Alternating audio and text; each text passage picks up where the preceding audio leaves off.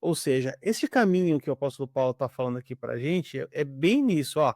Se você não mudar a sua forma de pensar, a sua forma de agir nunca vai ser mudada.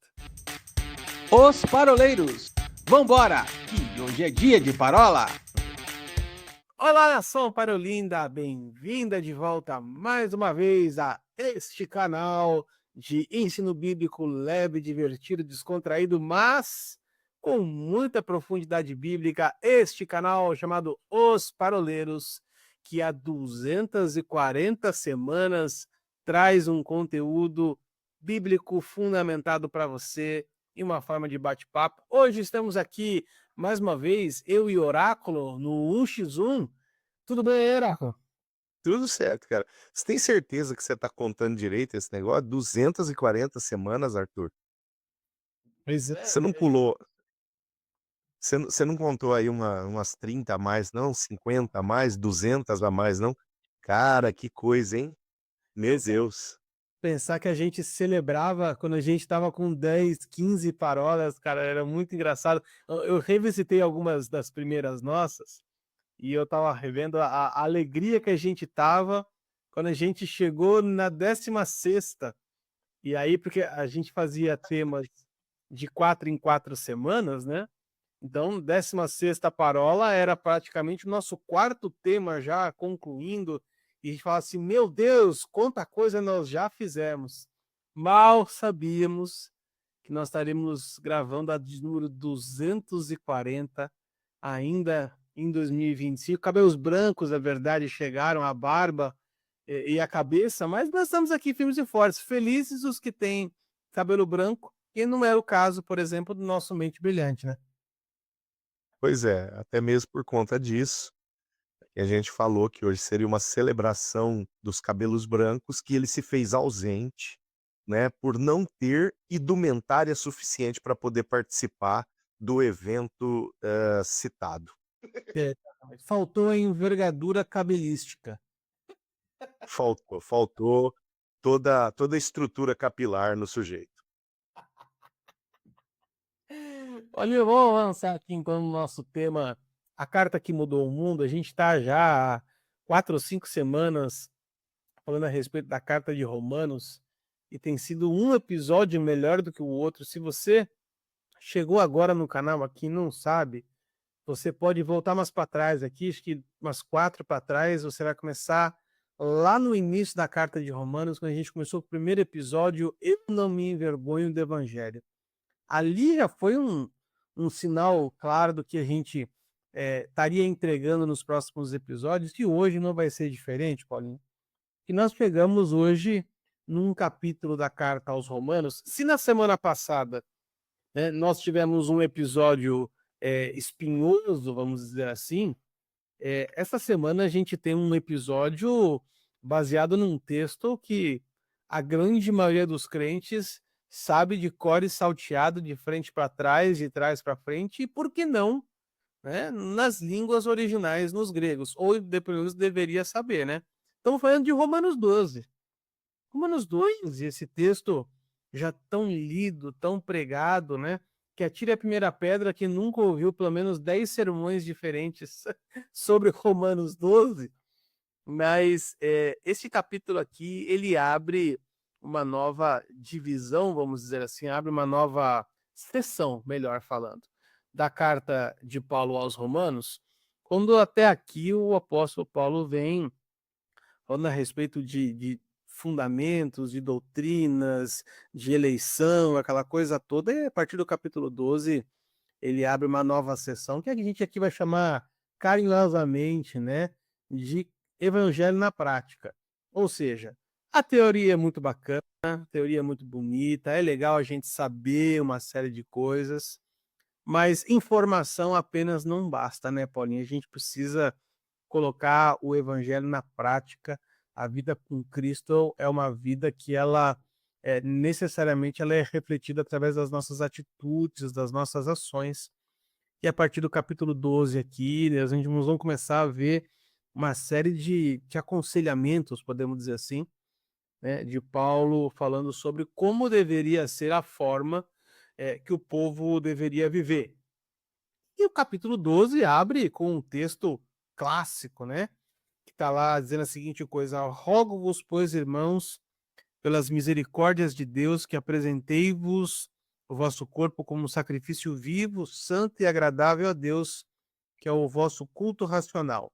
E não vos conformeis com este século, mas transformai-vos pela renovação da vossa mente, para que experimenteis qual seja a boa, agradável e perfeita vontade de Deus. Só aqui e já temos conversa por umas 4 horas, pelo menos, né? Só se a gente começar a cogitar, o que é a vontade de Deus, que é boa, agradável e perfeita, né, e outra, não precisamos nem ir longe, se a gente só sair buscando traços dessa vontade dentro da carta aos Romanos dos capítulos que nós já vimos, a gente tem pano para manga aí para conversar horas. No entanto, Arthur, como você bem falou, ah, a carta aos Romanos ela tem uma organização é fora da curva, ela é linda. A organização desta carta é linda e no decorrer aí das últimas parolas a gente, né, vem tratando a partir desta organização.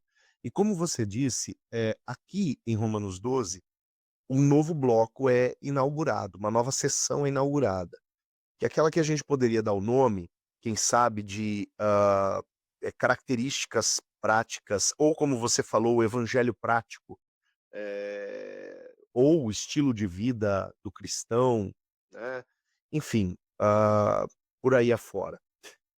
E daqui até o final essa conversa vai. Porque na verdade, né, a gente tem um capítulo que é o capítulo de despedida, que é o capítulo 16, mas o próprio capítulo 16 ele vai citar nominalmente cristãos que fizeram algo pela obra do ministério, seja do ministério cristão numa perspectiva evangelística, ou seja do ministério cristão numa perspectiva discipuladora e relacional. Né? Paulo ele vai citar algumas pessoas, algumas que a gente conhece, outras que só tem o nome citado ali no capítulo 16 de Romanos e não em outra circunstância dentro da palavra do Senhor, mas falar acerca do que essas pessoas fizeram e da importância delas para a obra do Senhor. A partir do versículo 3 até o verso 16, lá do capítulo 16, essa dinâmica vai acontecer. Agora, desde o início desse bloco aqui no capítulo 12, essa nova vida, esta mentalidade não corrompida pelo mundo, não conformada com o mundo, mas uma mentalidade, então, influenciada pelos valores celestiais, ela vai sendo, como que eu posso dizer, capitulada, né, eh, resumida e subdividida em diversas ações práticas, né, que é o que nós vamos ver tanto aqui no capítulo 12 como nos capítulos posteriores, né, justamente essa capitulação, essa compilação de diversas atitudes que uma nova criatura em Cristo Jesus precisa ter. E tudo começa nesse bloco do 12, do 1 ao 5, quando o apóstolo Paulo ele vai falar: olha, pela misericórdia de Deus eu peço para vocês, não se conformem com este século, né? Mas transformem-se pela renovação das vossas mentes. Depois de passar toda a teoria, Paulo ele faz uma oração, que é quase uma súplica, né? E ele faz um pedido direto aos cristãos de Roma. E o pedido direto é esse: não se conformem com este século, mas se transformem pela renovação da mente de vocês. E aí ele coloca qual seja o galardão desta transformação. Ele diz para que vocês conheçam qual é a boa, agradável e perfeita vontade de Deus. Então, olha só, já vamos começar a desmistificar um negócio aqui.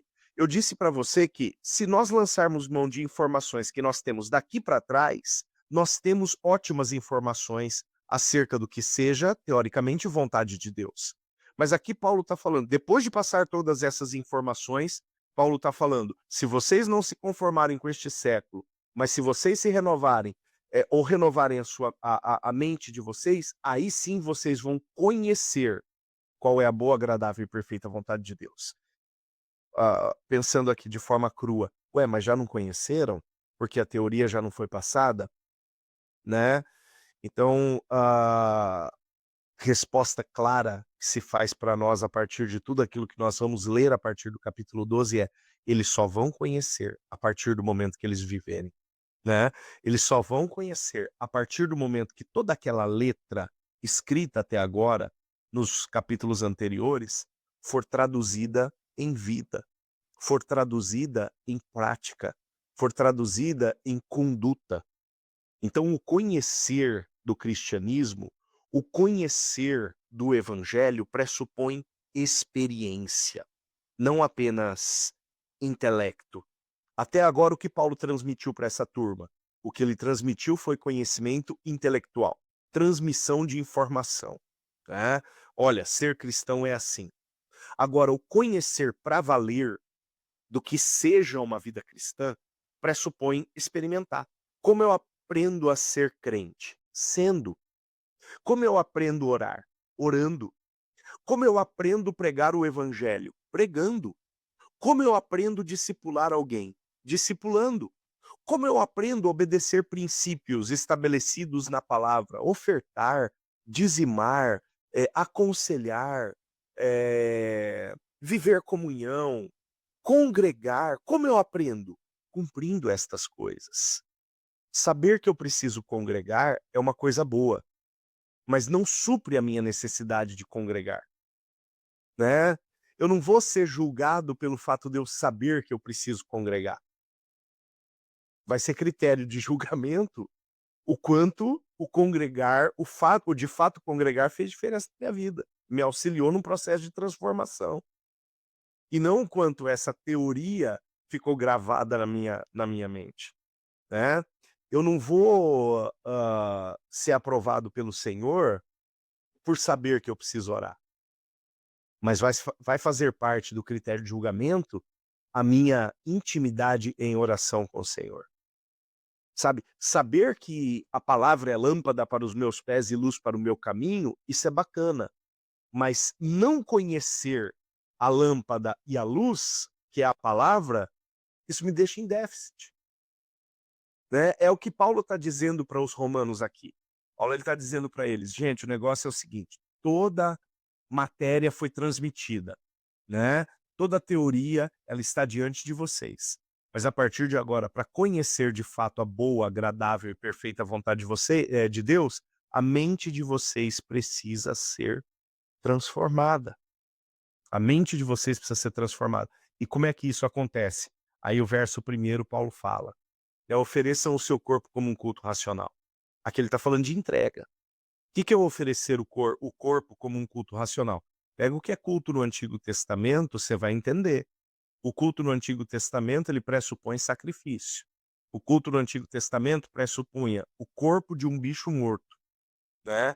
Pega um cordeiro, imola o cordeiro. Pega um bezerro, imola o bezerro. Pega uma pomba, imola uma pomba, né? O corpo de um bicho morto, sendo queimado e oferecido no altar.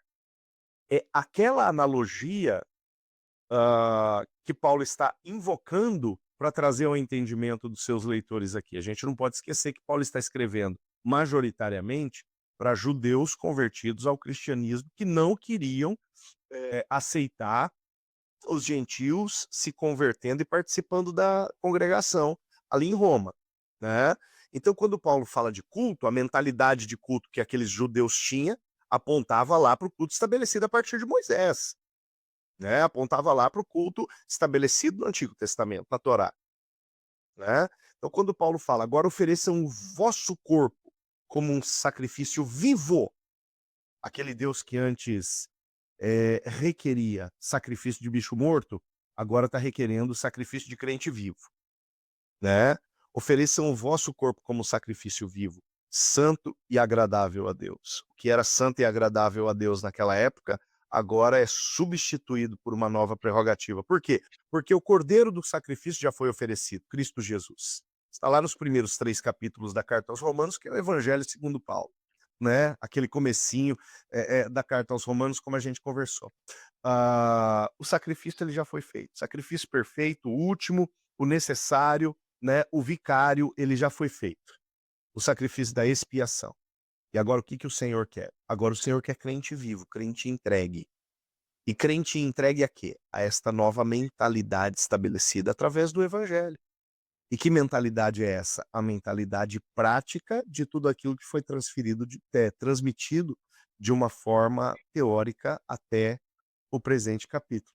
Então é linda essa transição destes 5 versículos, é a virada de chave, sabe, a ignição. Até agora Paulo estava enchendo o tanque, e agora ele está dando a partida, né. Estes 5 primeiros versículos do capítulo 12 ele está dando a partida, para que a partir de agora, esse veículo de uma vez por todas, entre em rotação e comece a rodar a partir da prática dos crentes de Roma.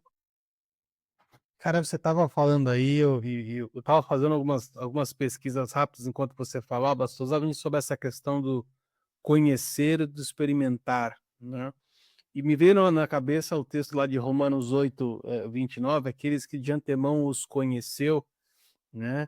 E aí fui fazer uma pesquisa rápida aqui para saber se o verbo era o mesmo, mas não é. A questão do conhecimento ela é intelectual, a presciência, mas depois o experimentar ele vem pela prática mesmo.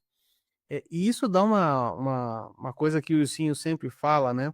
Que está lá na carta de Tiago, e fala: não sejam somente ouvintes, mas também praticantes da palavra.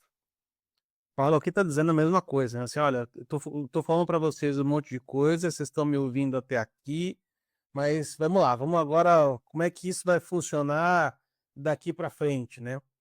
E eu acho muito bacana quando ele fala assim: não vos amoldeis a este século, a este mundo. E a palavra aqui não é um mundo físico, né? Eu estava até pesquisando aqui bem rapidamente, eu não quero ficar entrando nessa questão de palavra, esse lugar aqui é do Ursinho, mas a palavra que ele utilizou aqui não é cosmos, né? De criação, humanidade, mas foi aion, que era, século, época, sistema. Então, ele está falando, na verdade, de um modo de viver, um modo de caminhar, um modo de pensar.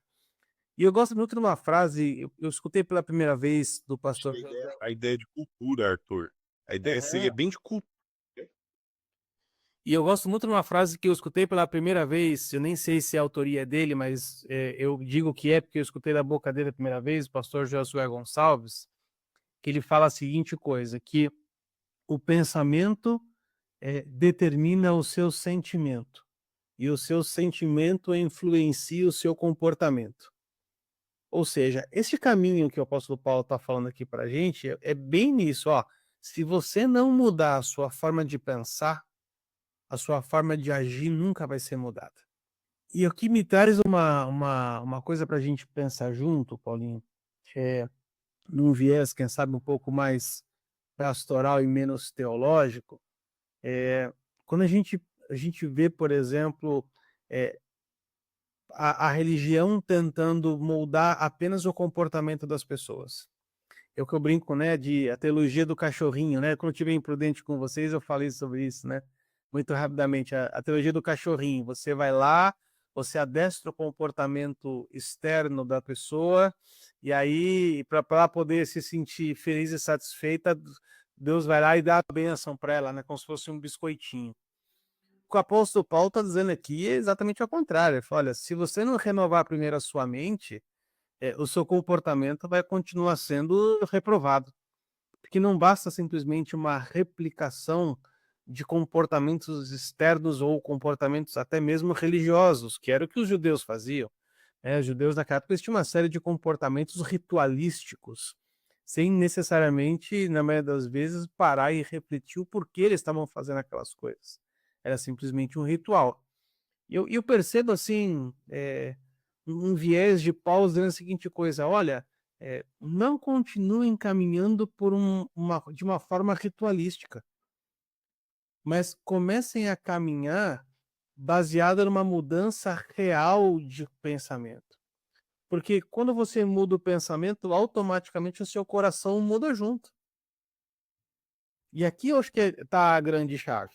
E aqui eu vejo, em todo o ministério de Cristo, por exemplo, ele chamando a atenção das pessoas para que elas parassem para refletir quais eram as motivações dos seus corações.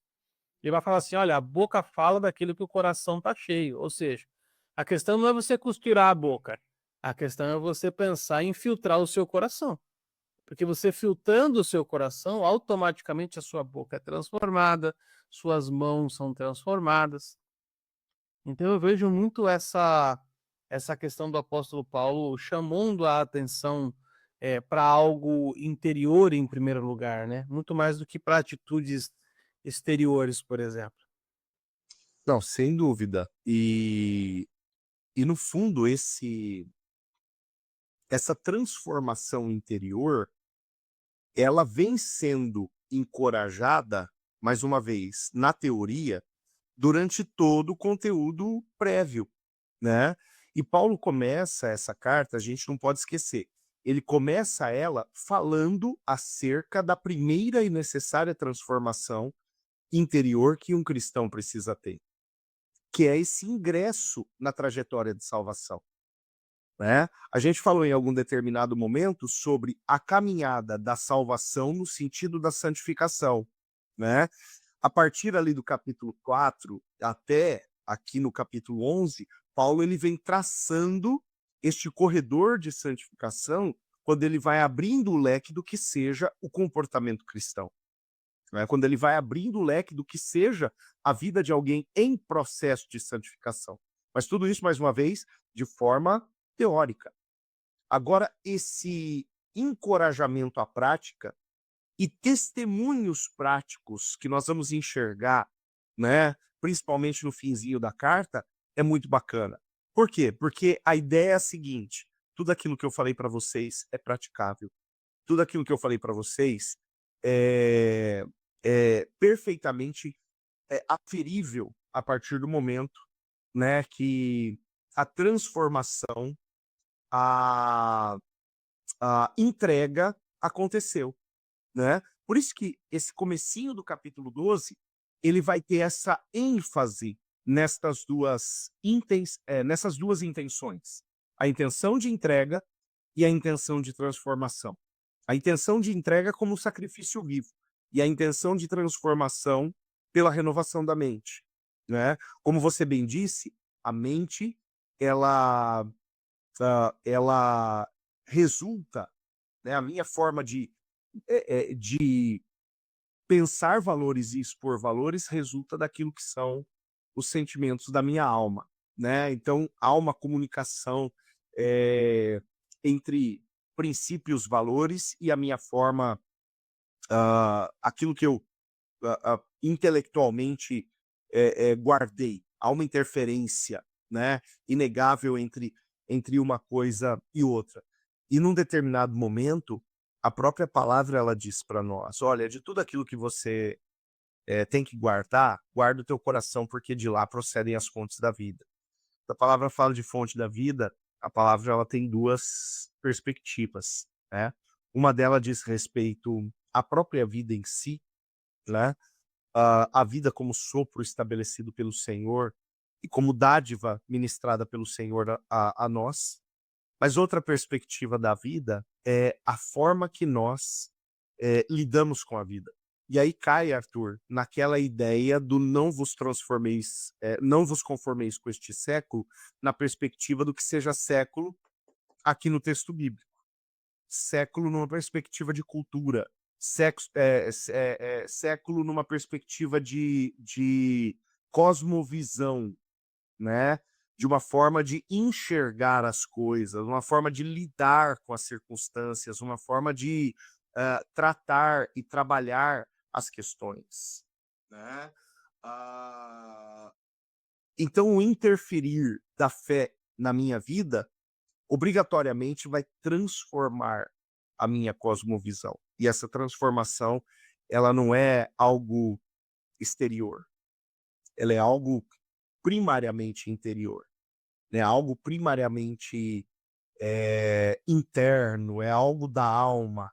Por isso o processo de conversão, ele é importante, mas o processo de santificação é indispensável nesta trajetória, né? Como já dizia John Wesley, a salvação tira o crente do mundo. E a santificação tira o mundo do crente, né? Então esse tirar de todas as perspectivas mundanas e das realidades mundanas, sabe? Essa faxina, esta substituição, né? Da qual inclusive Jesus em um determinado momento fala. Quando Jesus fala: "Olha, Satanás quando é expulso, ele vai embora e ele anda por lugares áridos. Mas vez ou outra ele dá uma rodeada para ver se a casa tá vazia. E se essa casa estiver vazia, ele volta e traz a galera, né? Ele volta e traz uma turminha junto consigo. O que que é uma casa vazia? Pressupõe-se que valores novos não foram plantados. Por isso esse apelo tão grande de Paulo dizendo assim: "Gente, não adianta nada vocês saberem das coisas, se vocês não colocarem isso para dentro de casa, ou seja, se vocês não colocarem isso dentro da agenda de prática de vocês", né. Por quê? Porque o conhecer da boa, agradável e perfeita vontade de Deus não é um conhecer meramente intelectual, é um conhecer essencialmente prático. Isso fica claro demais. E a prática ela só vai ser vivenciada, ela só vai transbordar, vou usar essa palavra que é tua, ela só vai transbordar a partir do momento que eu permito que a casa esteja cheia destes novos valores. A gente usou um termo aqui que eu acho bacana e você trouxe isso para um viés interessante, que é o transformai-vos, né? O transformai-vos aqui, o termo é metamorfose mesmo. Metamorfose a gente sabe que, desde da historinha que a gente aprendeu quando era criança, da lagarta que vira borboleta, né? Ela não dorme lagarta um dia e acorda a borboleta no dia seguinte, né? Existe um processo, existe a crisálida que fala, né? Aquele casulo vai se transformando até que ela, enfim, se torne uma borboleta. Ou seja, essa transformação, ela é um processo de santificação que foi, o que você trouxe aqui. Mas uma coisa que eu queria, enquanto a gente estava conversando aqui, cara, Deus me trouxe um link de volta. E aí, no começo da palavra, a gente brincou, né, que a gente nunca imaginou que ia chegar aqui. Mas eu lembrei agora, me trouxe no coração as nossas primeiras parolas. Parola 1 e 2, para falar a verdade, quando a gente trouxe dois aspectos que eu acho que podem nortear um pouquinho a nossa conversa até hoje, Paulinho, que é a seguinte coisa: como nós podemos conjugar, né, uma palavra imutável com um mundo volúvel. Ou seja, Paulo está dizendo a seguinte coisa: olha, vocês não têm que se conformar, não têm que se amoldar a este século, a essa forma de pensar. E se nós formos olhar hoje a realidade que nós vivemos, né, pós-modernidade líquida, né, que já tem essa teoria de Bauman que já tem 25 anos praticamente, já não é mais tão nova assim, mas esta fluidez de comportamento do ser humano em tentar se amoldar e tomar a forma de toda e qualquer circunstância que aparece diante dele, o conselho de Paulo parece mais atual do que nunca. Né? Ele está dizendo a seguinte coisa: olha, é como se estivesse falando assim: vai chegar um tempo, gente, que tudo à sua volta vai mudar o tempo inteiro, mas ó, vocês não podem se amoldar a essas coisas, vocês têm que ter um formato firme, um formato reto, vamos dizer assim, né? Trazendo para a nossa realidade hoje, Paulinho, a pergunta que às vezes eu fico me pensando, que eu fico me fazendo é assim: será que eu tenho amoldado o mundo ou o mundo tem me amoldado? Na prática, na minha vida do dia a dia, eu tenho tentado me adaptar ao mundo, eu tenho tentado modificar o mundo. Porque acho que essa é a proposta do evangelho, quando Jesus fala assim: olha, vocês são o sal da terra, vocês são luz do mundo. Está dizendo a seguinte coisa em outras palavras: ó, vocês vão lá e modifiquem realidade. Vocês vão lá e levam luz aonde é escuro. Vocês levam sabor aonde não tem. É uma questão assim pastoral para a gente tá meditando e refletindo um pouco. Como é difícil hoje para as nossas gerações, né? Eu sou já geração X, né, você também, para essa geração que está vindo nas nossas igrejas aí, 35 menos, como é difícil para essa geração entender essa questão de não se amoldar, né, às coisas, porque eles foram criados para serem fluidos, né. Eles nasceram numa geração onde tudo é fluido, onde tudo é adaptável, onde tudo é é mexido. Como é que a gente consegue trazer para a vida dessas pessoas, Paulinho, essa realidade de não vos conformeis com esse mundo para essa geração? Como é que você vê isso? Cara, se eu soubesse isso, eu confesso que eu estaria dando curso. Aliás, fica a dica para o nosso próximo curso dos Pereireiros. Como desfazer a sociedade líquida, né? Mas de fato, isso é desafiador, porque essa adaptabilidade da sociedade, por um lado, ela tem um aspecto muito positivo, né? Por um lado, a ideia de avanço, de progresso, né, e quando aqui eu falo sobre progresso, eu não estou falando de ruptura com aquilo que mantém a sociedade equilibrada, tá? Estou falando de questionamento com aquilo que mantém a sociedade em equilíbrio, como algumas ideologias propõem. Eu estou falando de avanço, inevitável. Por exemplo, hoje eu não estou vestido como os meus pais, eh, se vestiam, com a minha idade, né. Há um lapso de diferença de, sei lá, pouco mais de 30 anos, né, do meu pai para mim, né. E o meu pai, quando tinha a minha idade, ele não estaria vestido com uma camiseta de gola careca, né, eh, enfim, justamente por um lapso de geração, né. Principalmente a nossa geração, Arthur, como você bem lembrou, a nossa geração X, a nossa geração viu 50 anos em 5 anos, né. Nós vimos um boom tecnológico, nós vimos um boom da informação, que outras gerações, a geração dos nossos pais e dos nossos avós não viram, né. Então se por um lado existe, uma um benefício inevitável e inegável, do progresso, existem também algumas fragilidades que estas inovações em tempo de supletivo acabam trazendo, né. Porque lidar com o novo não é uma tarefa rápida, lidar com o novo sempre é desafiador.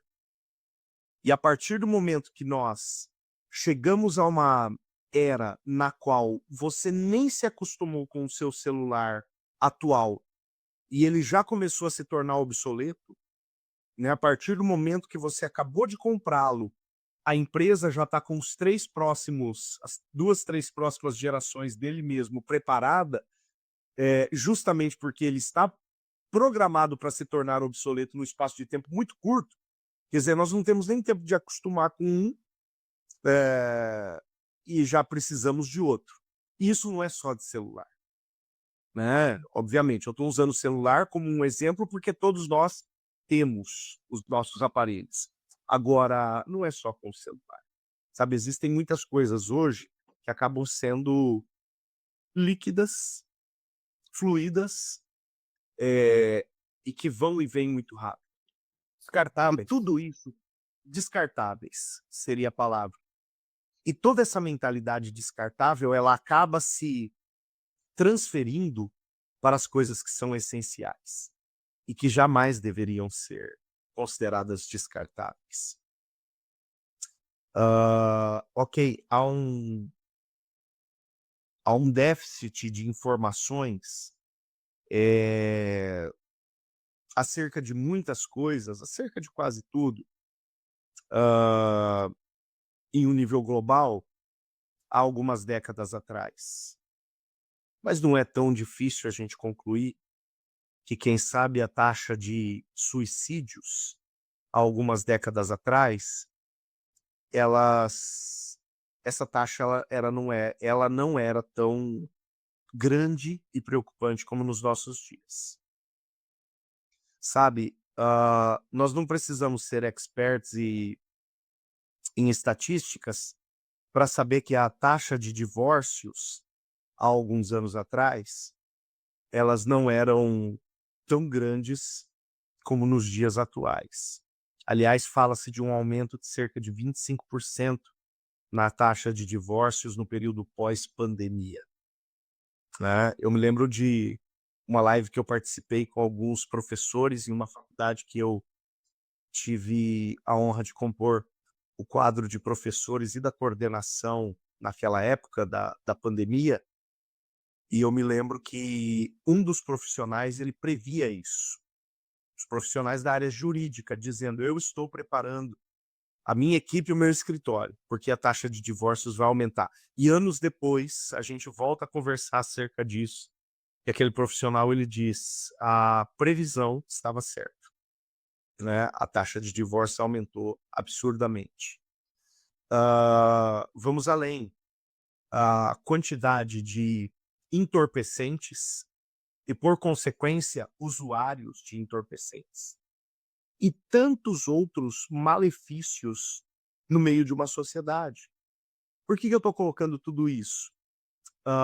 Porque coisas que antes eram consideradas, hã, exceções, acabaram se tornando regras por conta daquilo que se tornou uma base dos valores da sociedade. As coisas são descartáveis, sabe. Um casamento hoje é como uma garrafa PET. Você usa um pouco e a partir do momento que perde a utilidade, joga fora, descarta. Você pode fazer isso. Você não precisa dela daqui a pouco para comprar o seu novo refrigerante. Você pode adquirir um novo produto, se esquecendo completamente do produto antigo.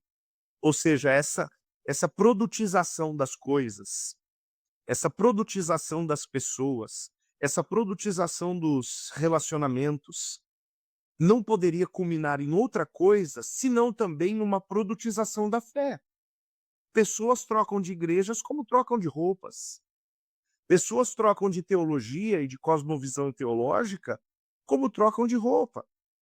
E isso é muito preocupante. Porque se por um lado existem algumas coisas que para as quais é ótimo a gente dizer: "Uau, isso progrediu, isso avançou, aquilo que antes era útil se tornou obsoleto, porque hoje nós temos uma versão melhor". Joia, existem algumas coisas que é ótimo a gente dizer isso. Agora, para mim, por exemplo, né, eu gosto muito de livros, né, inclusive o Arthur ele evidenciou que a minha estante de livros é verdadeira, não é um banner da Shopee, né. Eu gosto muito de livros, mas eu tenho um reader, e quando eu vou viajar, eu gosto de levar o meu reader, porque no meu reader eu tenho uma biblioteca que, sei lá, ela deve dar metade da minha biblioteca física, né. Eu tenho uma biblioteca com uns 450 a 500 livros no meu reader. Isso é muito legal, porque eu posso levar em um aparelhinho que é um pouquinho maior do que o meu celular, eu posso levar uma biblioteca, né. E eu posso passar alguns dias fora e ter fontes de pesquisa, fonte de leitura, fonte de entretenimento, eh, em um em algo que cabe no meu bolso. Então, por um lado, legal, excelente, eu tenho, um exemplo de um progresso que me auxiliou muito. No entanto, o fato de eu ter comprado o meu reader, na verdade eu não comprei, eu ganhei, o fato de eu ter comprado o meu reader não fez com que eu jogasse os meus livros de papel fora, sabe. Existem algumas coisas que, embora alguns progressos venham, nós não podemos classificar como descartáveis, como líquidos ou substituíveis. O problema é que as pessoas querem substituir o antigo pelo novo, muitas vezes até mesmo sem saber onde o novo vai dar, sabe. Isso é um grande problema. Aí vamos cair naqueles erros absurdos de tentar atualizar a Bíblia, né. Mas você sabe que essa mentalidade, Paulinho, da evolução, eu sinceramente eu não sou um crítico ferrenho da tecnologia. Eu creio que tem muita coisa boa que vem para auxiliar, principalmente para a gente maximizar o nosso tempo, que cada vez é mais apertado. Mas eu me atento muito à questão desses conceitos, né, que ficam por trás. O conceito das coisas descartáveis, o conceito das coisas relativas, o conceito das grandes áreas cinzentas, né. E aí a gente perde essa questão de certo ou errado que a Bíblia traz, de pecado e não pecado que a Bíblia traz. A Bíblia não tem muitas áreas cinzentas, vamos dizer assim. E hoje a gente, na nossa sociedade, é uma grande área cinzenta, onde você não aceita mais uma verdade absoluta e cada um começa a ser o detentor e o proprietário da sua própria verdade. Então, uma das coisas que a internet acabou, proporcionando, é dar voz para uma quantidade de pessoas, muito grandes, e que a maioria delas não tem um conhecimento mínimo básico para dar uma opinião sobre um assunto. E o que acontece é que quem está assistindo, desconhecendo essa falta de conhecimento de quem está falando, assume aquilo como uma verdade para ela. Ou seja, em pouquíssimo tempo nós vamos começar a criar um cenário de várias verdades, todas elas relativas, todas elas dentro de uma perspectiva, de um filtro pessoal que visa, antes de mais nada, agradar os seus próprios interesses e as suas próprias necessidades. De repente eu começo a entender que 2 Timóteo 2 começa a falar assim: olha, realmente vai chegar um tempo que as pessoas vão ter coceira nos ouvidos e não vão aceitar mais essa doutrina, vão começar a procurar pessoas que falem aquilo que elas querem ouvir. E hoje a gente vê muito disso, né. Então, quando o apóstolo Paulo fala assim: "Olha, não se amoldem a esse sistema", ele também está dizendo a seguinte coisa: "Olha, eh, tenham como base a verdade absoluta do evangelho. Não se apoiem em opiniões relativas. Não se apoiem em achismos. Não se apoiem em falsos evangelhos." Hoje à noite eu estava, antes de vir para cá para gravar contigo, eu estava fazendo a minha célula aqui, e a gente estava lendo a respeito da carta de Paulo aos Gálatas. E é exatamente o que o Paulo está falando. Olha, se alguém vier com um evangelho diferente do que esse que eu estou te contando, vocês considerem essa pessoa um anátema, uma tradução mais forte, quem sabe, é maldito, né. Mas aí uma questão levantou na cela e fez todo mundo parar para pensar por uns minutos, que era assim: "E se sou eu que estou ensinando o evangelho errado? E se sou eu, na minha opinião relativa, na minha tentativa de amoldar o evangelho à minha realidade, de criar um Deus à minha imagem e semelhança, quem sabe não sou eu que posso estar usando as minhas redes sociais ou os canais de comunicação que a internet proporciona, e eu tá, de repente, ensinando pessoas por um caminho errado. Quem sabe o anátema muitas vezes não fui eu, né?" Isso fez a gente parar para pensar, porque pessoas que se amoldam a este século tendem como resultado pregar evangelhos anátemas, tendem a pregar evangelhos distorcidos também. Isso é um alerta muito sério que o apóstolo Paulo faz. Então, quando eu faço a pergunta assim: será que nós temos amoldado o mundo ou o mundo tem nos amoldado? Talvez alguém, eu não vou dizer mal intencionado, mas alguém que tem uma visão um pouquinho distorcida pode pegar aquele texto de 1 Coríntios 9, 21 e 22, quando o apóstolo Paulo fala assim: me fiz de fraco entre os fracos para poder tentar ganhar alguns, né? E usar essa leitura para de alguma forma justificar: olha, eu tenho que ser um camaleão e eu tenho que me amoldar a todo e qualquer formato. Não é isso que o apóstolo Paulo está dizendo, porque existe uma palavra aqui para mim que é o que dita esse comportamento de Paulo. E talvez este seja a palavra que vai nortear essa leitura de Romanos a partir do capítulo 12 que nós estamos fazendo, Paulinho, que a palavra é intencionalidade.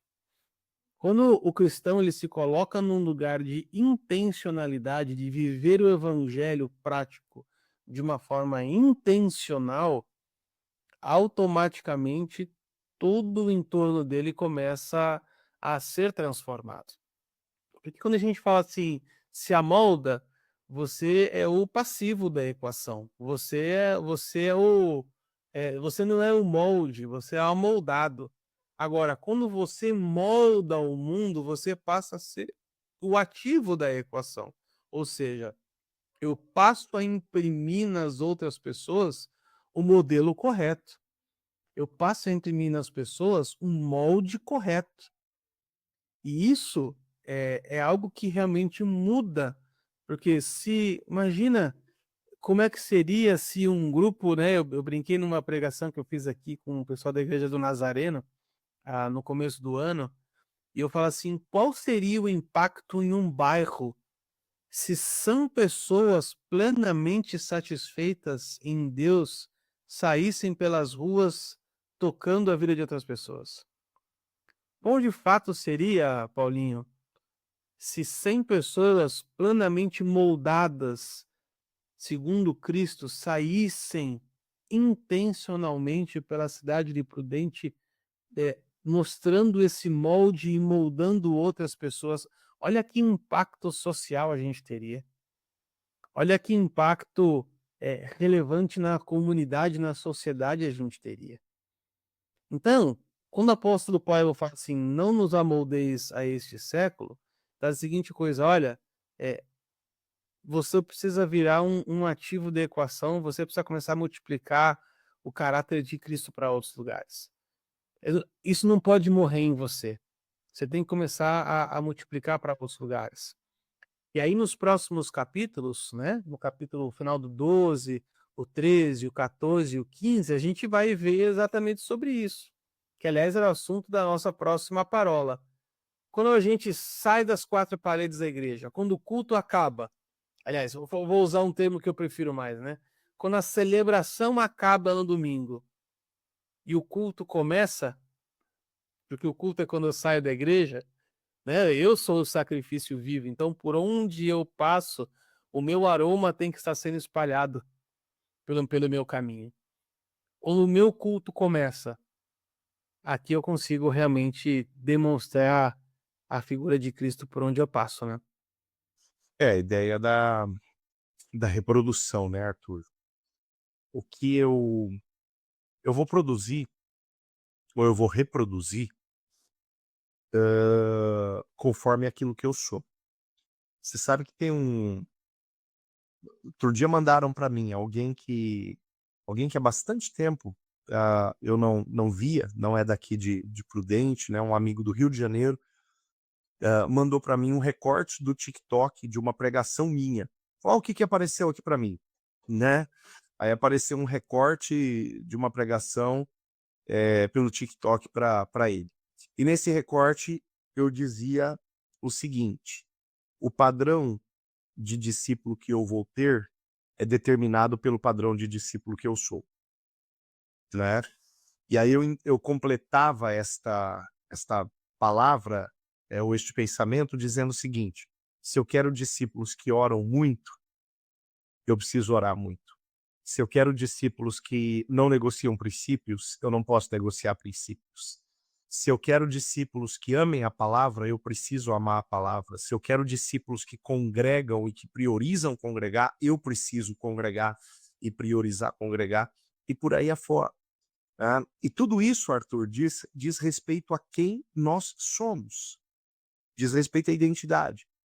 E aí a gente pega o versículo 3 aqui de Romanos 12, o verso 3 é um encorajamento a uma identidade santa. Quando Paulo fala assim, ó, não pensem de vocês mais do que vocês realmente são, mas cada um de vocês entenda de si conforme a medida da própria fé. A ideia do verso 3, ela é basicamente essa. Não pense de você mais do que você de fato é. Em outras traduções vai falar mais do que o que convém, mais do que é conveniente. Mas a ideia é essa daqui. Você é aquilo que a tua fé te permite ser. Você é aquilo que a tua fé te permite alcançar. O Clive Staples Lewis, ele diz: eu sou o que a Bíblia diz que sou, né?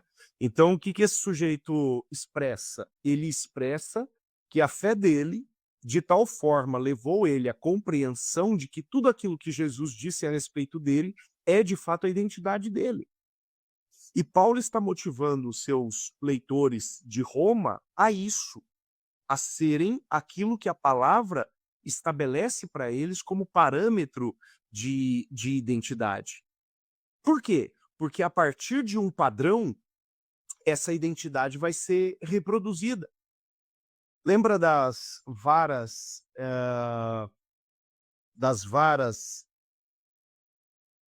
verdes fincadas no meio de rebanho de Jacó? Eu estou procurando aqui em Gênesis, acho que é 25.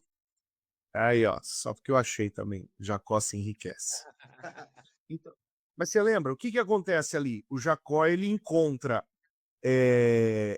um, um artifício para que ele possa usar de padrão no meio do rebanho, e à medida que o rebanho se reproduz, o rebanho se reproduz conforme o padrão, né?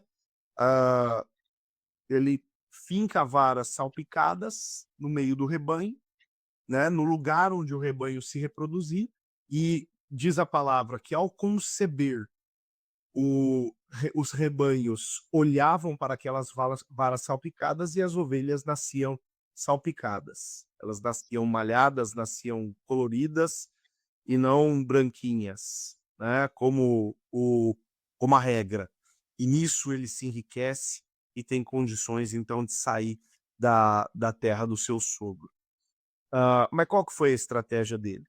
Né? Aqui, explicação para isso eu não tenho, né? Foi algo sobrenatural. Mas qual que foi a estratégia dele? Para que o meu rebanho cresça e se reproduza em cima de um padrão, eu preciso deixar diante da vista deles o padrão que eu quero, que eu espero, né? O que que Paulo está falando aqui para o leitor da carta aos Romanos? A mesma coisa que ele fala para Tito de uma forma pessoal. Ele diz: Tito, torna-te padrão de boas obras, né? Torna-te exemplo de boas obras. O que que Paulo está falando para o autor da carta aos Romanos aqui? Está falando a mesma coisa. Cara, você precisa se levantar como um padrão. Que padrão é esse? Olha para os 2 versículos anteriores. Um padrão que não se amolda a este século e que vai experimentar qual é a boa, agradável e perfeita vontade de Deus. Que boa, agradável e perfeita vontade de Deus é essa? A prática de tudo aquilo que foi dito até aqui, nos capítulos anteriores. A prática da santidade. Então foi apresentada a salvação, foi apresentado um corredor de santidade. O que que Paulo está dizendo aqui? Agora entre nesse corredor, transite por ele, viva nele, ande por ele, sabe? Descubra ele. Porque você só vai viver o evangelho a partir do momento que esta vivência for prática e for muito além do intelectual. A realidade é essa, Arthur, toca muito na questão prática, toca muito na questão intencional, como você colocou. Inclusive, hoje eu estava preparando um curso aqui, e olha a palavra que está intencional. E que está grifada, né? Logo na cabeça antes da primeira lição do curso, né? Porque vai ser um trato com discípulos que vão entrar na prática do treinamento de outros discípulos, ou seja, vão entrar na vida cristã prática. Então, corrobora com tudo aquilo que a gente conversou até agora. Né? Mas o que Paulo está falando? Paulo está falando, gente, tem que ser a intenção de vocês viver o evangelho de uma forma prática, porque esta é a maneira de vocês conhecerem a boa, agradável e perfeita vontade de Deus. Diz respeito à identidade. A identidade do cristão é prática. Beleza. Mas não, acho que fechamos aqui essa parola. Tá de bom tamanho. Que chuchuzinho que ela ficou. Então, ó, para você que nos acompanha até aqui, o nosso muito obrigado. Fica aqui o nosso agradecimento e o nosso convite para você compartilhar esse conteúdo para mais pessoas, que assim como fez sentido para você, pode fazer sentido para muita gente também. Ah, ó, deixa aqui a curtida já no vídeo, isso ajuda o YouTube a mostrar esse vídeo para outras pessoas. Então, nós estamos aqui também no YouTube, estamos no Instagram e aqui no site, ó, www.osparoleiros.com.br. Lá você fica por dentro de todos os temas que nós já trabalhamos, os nossos cursos bíblicos e também os nossos livros. Paulinho, prazerzaço estar com você de novo mais uma vez. E a gente se vê semana que vem, se Deus quiser. Grande abraço.